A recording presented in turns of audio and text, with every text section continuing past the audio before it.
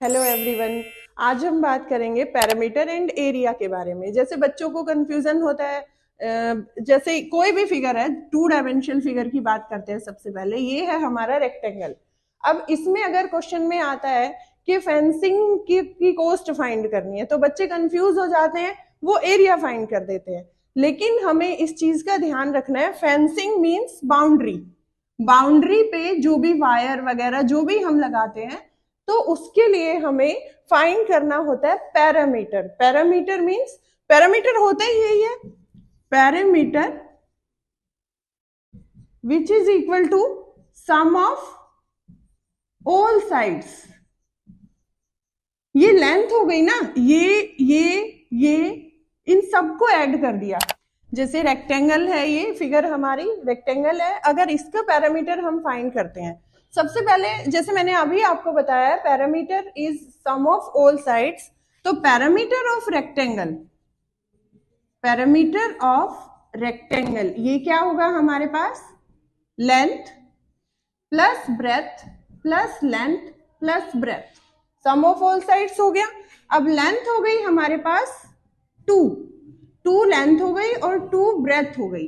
2 common लिया तो हमारे पास फॉर्मूला बन गया जो हम याद करते हैं, parameter of rectangle is 2 into L plus B. इसी तरह से अगर हम स्क्वायर लेते हैं, स्क्वायर में भी यही होगा, ये ए ले लिया, ये भी ए, ये भी ए, ये भी ए, क्योंकि स्क्वायर में ऑल साइड्स इक्वल होती हैं। अब इसका पैरामीटर ऑफ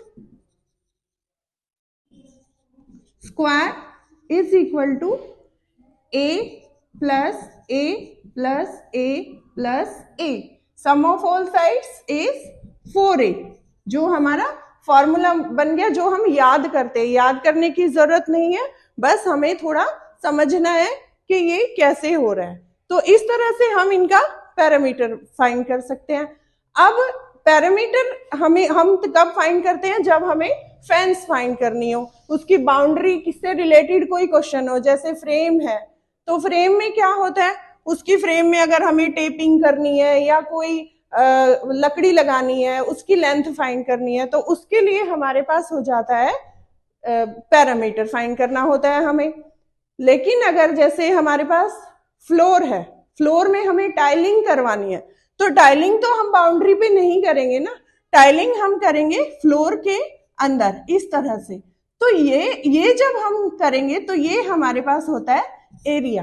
तो इसमें जो कंफ्यूजन होती है कि किसमें पैरामीटर फाइंड करना है, किसमें एरिया फाइंड करना है, तो यहां से हम समझ सकते हैं कि एरिया और पैरामीटर हमें कब अलग अलग फाइंड करना है। अब जैसे कोई फ्लोर है, फ्लोर पे कारपेट बिछानी है, तो कारपेट बिछानी है, उसके लिए कारपेट तो हम बाउंड्री पे तो नहीं लगाएंगे ना, कारपेट तो हम फ्लोर के ऊपर ही लगाएंगे।